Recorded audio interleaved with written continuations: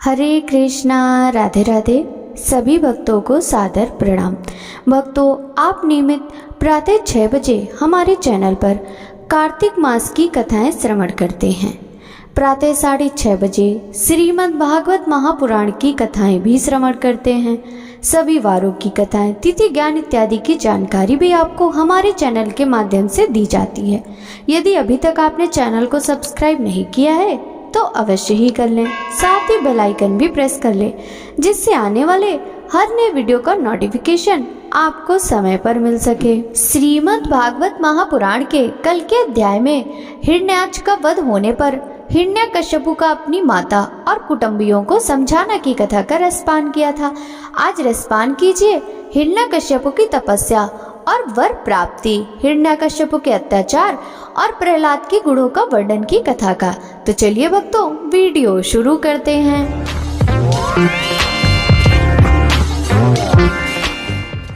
नारद जी ने कहा, युधिष्ठिर, अब हिरण्यकश्यपु ने यह विचार किया कि मैं अजय, अजर, अमर और संसार का एक छत्र सम्राट बन जाऊं, जिससे कोई मेरे सामने खड़ा तक ना हो सके।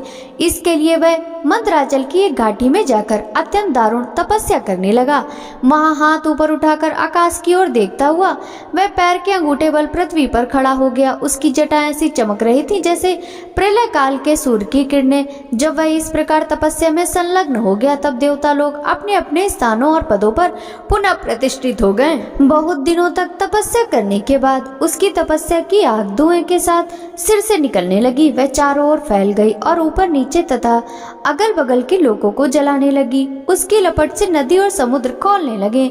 द्वीप और पर्वतों के सहित पृथ्वी डगमगाने लगी। ग्रह और तारे टूट टूट कर गिरने लगे तथा 10 दिशाओं में मानो आग लग गई। हिरण्यकश्यपु की उस तपोमय आग की लपटों से स्वर्ग के देवता भी जलने लगे। वे घबराकर स्वर्ग से ब्रह्मलोक में गए और ब्रह्मा जी से प्रार्थना करने लगे, हे देवताओं के भी आराध्य देव जगतपति ब्रह्मा जी, हम लोग हिरण्यकश्यपु के तप की ज्वाला से जल रहे हैं। अब हम स्वर्ग में नहीं रह सकते। हे अनंत, हे सर्वाध्यक्ष, यदि आप उचित समझें तो अपनी सेवा करने वाली जनता का नाश होने से पहले ही यह ज्वाला शांत कर दीजिए। भगवान, आप सब कुछ जानते ही हैं, फिर भी हम अपनी ओर से आपसे यह निवेदन कर देते हैं कि वह किस अभिप्राय से यह घोर तपस्या कर रहा है। सुनिए, उसका विचार है कि जैसे ब्रह्मा जी अपनी तपस्या और योग के प्रभाव से इस चराचर जगत की सृष्टि करके सब लोगों से ऊपर सप्तलोक में विराजते हैं, वैसे ही मैं भी अपनी उग्र तपस्या और योग के प्रभाव से वहीं पद और स्थान प्राप्त कर लूंगा, क्योंकि समय असीम है और आत्मा नित्य है।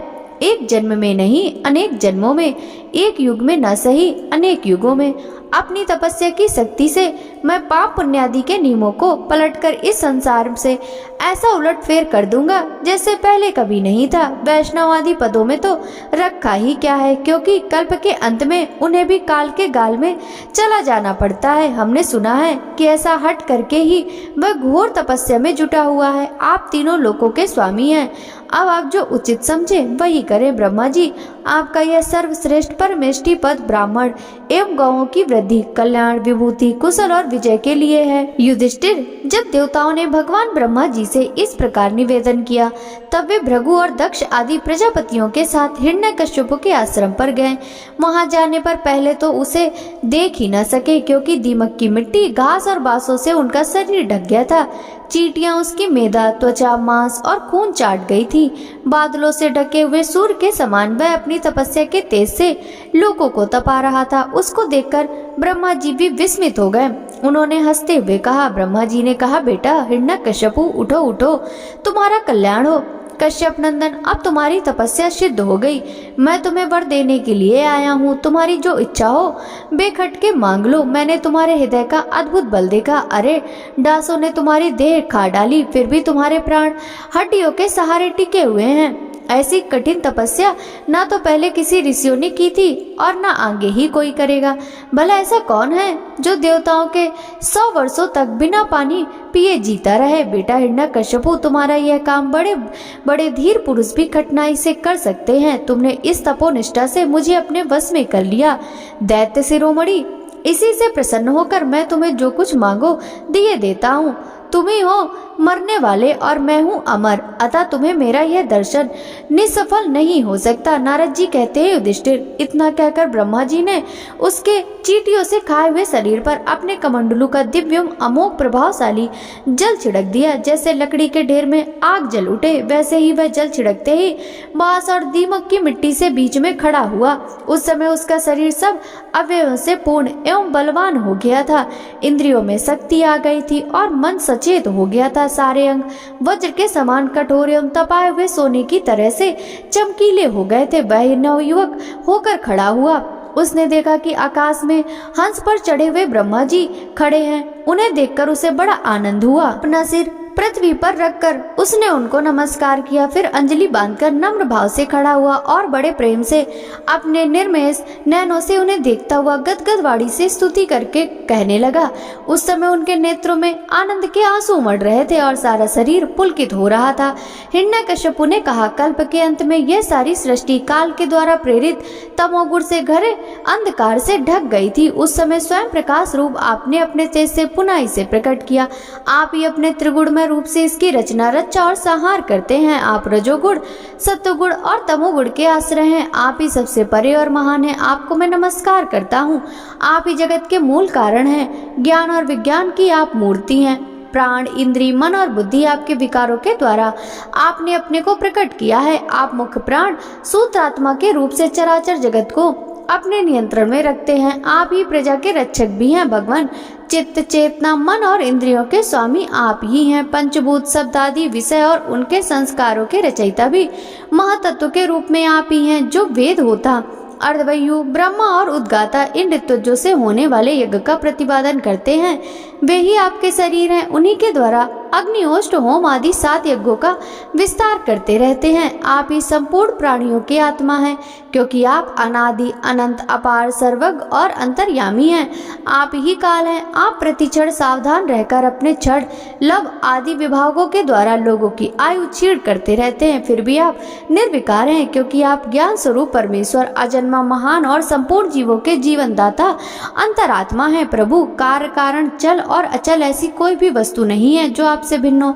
समस्त विद्या और कलाएं आपके शरीर हैं। आप त्रिगुणमय माया से अतीत स्वयं ब्रह्म हैं।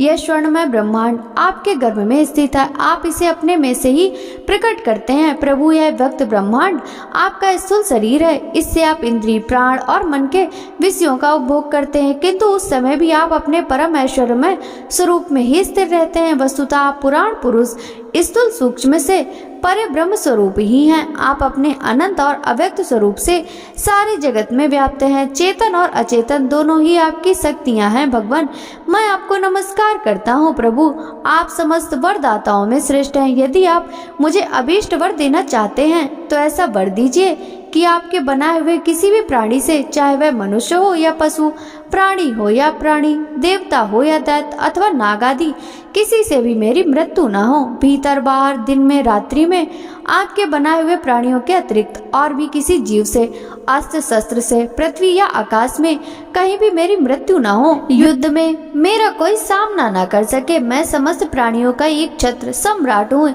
इंद्र आदि समस्त लोकपालों में जैसी आपकी महिमा है, वैसी ही मेरी भी हो। तपस्वियों और योगियों को जो अच्छा ऐश्वर्य प्राप्त है, वही मुझे भी दीजिए। नारद जी कहते हैं, युधिष्ठिर, जब हिरण्यकश्यपु ने ब्रह्मा जी से इस प्रकार के अत्यंत दुर्लभ वर मांगे, तब उन्होंने उनकी तपस्या से प्रसन्न होने के कारण उसे वे वर दे दिए। ब्रह्मा जी ने कहा, बेटा, तुम जो भी मुझसे मांग रहे हो वो जीवों के लिए बहुत ही दुर्लभ है, परंतु दुर्लभ होने पर भी मैं तुम्हें वे सब वर दिए देता हूँ। नारद जी कहते हैं, ब्रह्मा जी के वरदान कभी झूठे नहीं होते। वे समर्थ एवं भगवत रूपी ही हैं।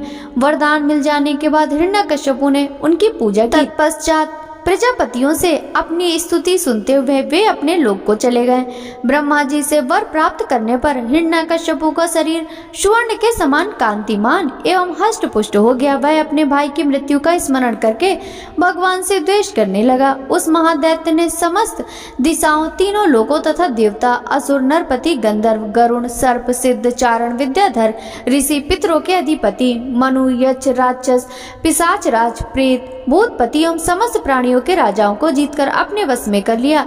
यहाँ तक कि उस विश्व विजयी दैत्य ने लोकपालों की शक्ति और स्थान भी छीन लिए। अब वह नंदनवन आदि दिव्य उद्यानों के सौंदर्य से युक्त स्वर्ग में ही रहने लगा था। स्वयं विश्वकर्मा का बनाया हुआ इंद्र का भवन ही उसका निवास स्थान था। उस भवन में तीनों लोकों का सौंदर्य मूर्तिमान होकर निवास करता था। वह सब प्रकार की संपत्तियों से संपन्न था। उस महल में मूंगों की सीढ़ियां, पन्ने की गचे, स्फटिक मणि की दीवारें, वैदुर मणि के खंभे और मणि की कुर्सियां थी। रंग बिरंगे चंदोवे और दूध के फेन के समान सैयाएं, जिन पर मोतियों की झालरें लगी हुई थी, शोभायमान हो रही थी। सर्वांग सुंदरी अप्सराएं अपने नुपुरों से रुनझुन करती धुनी हुई रत्नमय भूमि पर इधर उधर टहला करती थी और कहीं कहीं उसमें अपना सुंदर मुख देखने लगती थी। उस महेंद्र के महल में महाबली और महामनस्वी हिरण्यकश्यपु सब लोगों को जीतकर सबका एक छत्र सम्राट बनकर बड़ी स्वतंत्रता से विहार करने लगा। उसका शासन इतना कठोर था कि उससे भयभीत होकर देव दानव उसके चरणों की वंदना करते रहते थे। युधिष्ठिर वह उत्कट गंध वाली मदिरा पीकर मतवाला रहता था। उसकी आंखें लाल लाल और चढ़ी हुई रहती थी। उस समय तपस्या, योग, शारीरिक और मानसिक बल का वह भंडार था। ब्रह्मा, विष्णु और महादेव के सिवा और सभी देवता अपने हाथ में भेंट ले लेकर उसकी सेवा में लगे रहते। जब वह अपने पुरुषार्थ से इंद्रासन पर बैठ गया तब युधिष्ठिर, विश्वावसु, तुम्बुरु और हम सभी लोग उसके सामने गान करते थे। गंधर्व, सिद्ध, ऋषिगण, विद्याधर और अप्सराएं बार बार उसकी स्तुति करती थी। युधिष्ठिर वह इतना तेजस्वी था कि वर्णाश्रम धर्म का पालन करने वाले पुरुष जो बड़ी बड़ी दक्षिणा वाले यज्ञ करते, उनके यज्ञों की आहुति वह स्वयं छीन लेता। पृथ्वी के सातों द्वीपों में उसका अखंड राज था। सभी जगह बिना ही जोते बोए धरती से अन्न पैदा होता था। वह जो कुछ चाहता था अंतरिक्ष से उसे मिल जाता था तथा आकाश उसे भांति भांति की आश्चर्यजनक वस्तुएं दिखा दिखाकर उसका मनोरंजन करता था। इसी प्रकार खारे पानी, सुराग्रत, इच्छुरस, दधि, दुग्ध और मीठे पानी के समुद्र भी अपनी पत्नी नदियों के साथ तरंगों के द्वारा उसके पास रत्न राशि पहुंचाया करते थे। पर्वत अपनी घाटियों के रूप में उसके लिए खेलने का स्थान जुटाते और वृक्ष सब ऋतुओं में फूलते फलते। वह अकेला ही सब लोकपालों के लिए विभिन्न गुणों को धारण करता। इस प्रकार दिग्विजय और एक छत्र सम्राट होकर वह अपने को प्रिय लगने वाले विषयों का स्वच्छंद उपभोग करने लगा। परंतु इतने विषयों से भी उसकी तृप्ति न हो सकी, क्योंकि अंततः वह इंद्रियों का दास तो था ही। युधिष्ठिर इस रूप में भी वह भगवान का वही पार्षद है जिसे सनकादियों ने शाप दिया था। वह ऐश्वर्य के मत से मतवाला हो रहा था तथा घमंड में चूर होकर शास्त्रों की मर्यादा का उल्लंघन कर रहा था। देखते ही देखते उसके जीवन का बहुत सा समय व्यतीत हो गया। उसके कठोर शासन से सब लोग और लोकपाल घबरा गए। जब उन्हें और कहीं किसी का आश्रय न मिला तब उन्होंने भगवान की शरण ली। उन्होंने मन ही मन कहा, जहाँ सर्वात्मा जगदीश्वर श्री हरि निवास करते हैं और जिसे प्राप्त करके शांत एवं निर्मल सन्यासी महात्मा फिर लौटते नहीं, भगवान के उस परम धाम को हम नमस्कार करते हैं। इस भाव से अपनी इंद्रियों का संयम और मन को समाहित करके उन लोगों ने खाना पीना और सोना छोड़ दिया तथा निर्मल हृदय से भगवान की आराधना की। एक दिन उन्हें मेघ के समान गंभीर आकाशवाणी सुनाई पड़ी। उसकी ध्वनि से दिशाएं गूंज उठी। साधुओं को अभय देने वाली वह वाणी यो थी, श्रेष्ठ देवताओं, डरो मत, तुम सब लोगों का कल्याण करो। मेरे दर्शन से प्राणियों को परम कल्याण की प्राप्ति हो जाती है। इस नीच दैत्य की दुष्टता का मुझे पहले ही पता है, मैं इसे निपटा दूंगा। अभी कुछ दिनों तक समय की प्रतीक्षा करो।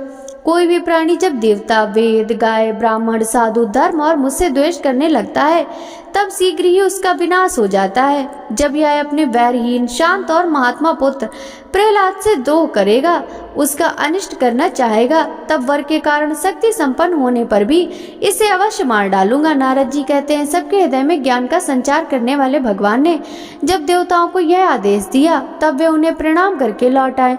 उनका सारा उद्वेग मिट गया और उन्हें ऐसा मालूम होने लगा कि हिरण्यकश्यपु मर गया। युधिष्ठिर, दैत्यराज हिरण्यकश्यपु के बड़े ही विलक्षण 4 पुत्र थे। उनमें प्रहलाद तो सबसे छोटे थे परंतु गुणों में सबसे बड़े थे। वे बड़े संत सेवी थे, ब्राह्मण भक्त, सौम्य स्वभाव, सत्य प्रतिज्ञ और जितेंद्रिय थे तथा समस्त प्राणियों के साथ अपने ही समान समता का बर्ताव करते और सबके एकमात्र प्रिय और सच्चे हितैषी थे। बड़े लोगों के चरणों में सेवक की तरह झुककर रहते थे।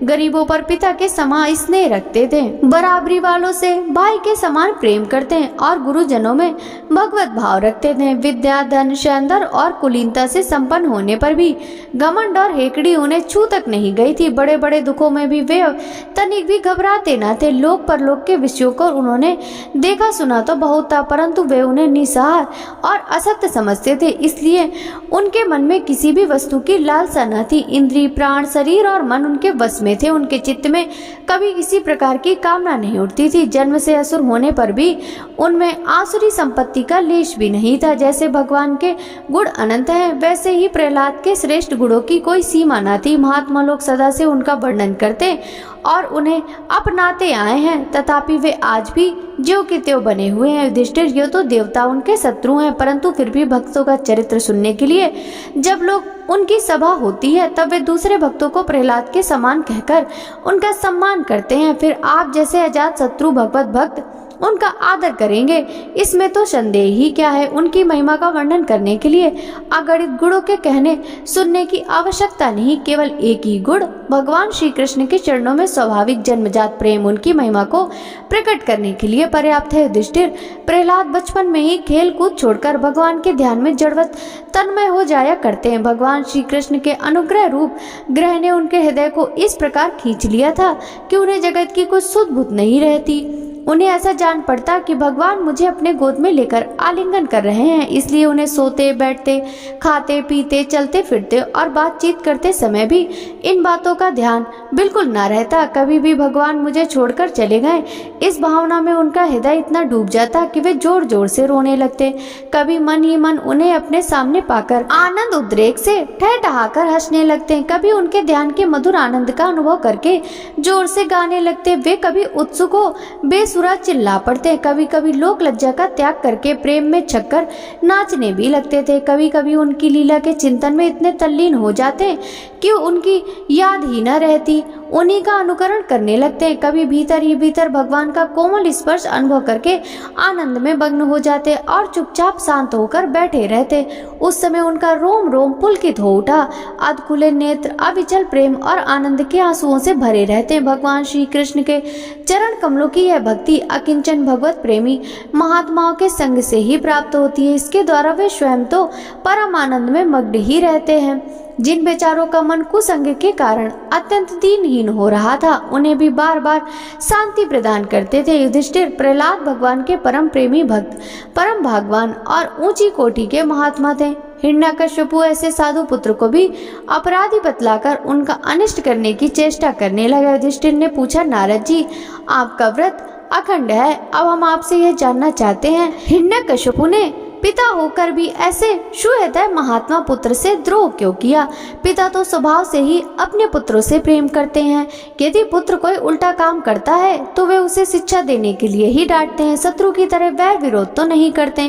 फिर प्रहलाद जी जैसे अनुकूल, शुद्ध हृदय और गुरुजनों में भगवत भाव करने वाले पुत्रों से भला कोई द्वेष कैसे ही कर सकता है? नारद जी, आप सब कुछ जानते हैं, हमें यह जानकर बड़ा कौतूहल हो रहा है कि पिता ने द्वेष के कारण पुत्र को मार डालना चाहा। आप कृपा करके मेरा यह कौतूहल शांत कीजिए। नारद जी कहते हैं, युधिष्ठिर, दैत्यों ने भगवान श्री शुक्राचार्य को अपना पुरोहित बनाया था।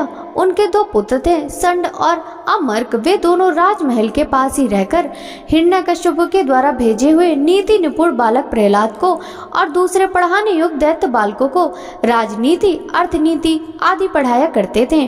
भक्तों, आगे की कथा का रसपान हम कल के अध्याय में करेंगे। श्रीमद् भागवत महापुराण की यह कथा यदि आपको अच्छी लगी हो तो वीडियो को लाइक कर ज्यादा से ज्यादा भक्तों के साथ शेयर कीजिएगा। साथ ही वीडियो के कमेंट बॉक्स में जय जय श्री हरि विष्णु जरूर लिखिएगा, जिससे भगवान विष्णु की कृपा दृष्टि सदा सर्वदा आप सभी पर इसी प्रकार बनी रहे। आपसे मिलते हैं श्रीमद् भागवत महापुराण के 7वें स्कंद के अंतर्गत आगे की कथाओं के साथ। तब तक सभी भक्तों को हरे कृष्णा, राधे राधे, हरि बोल।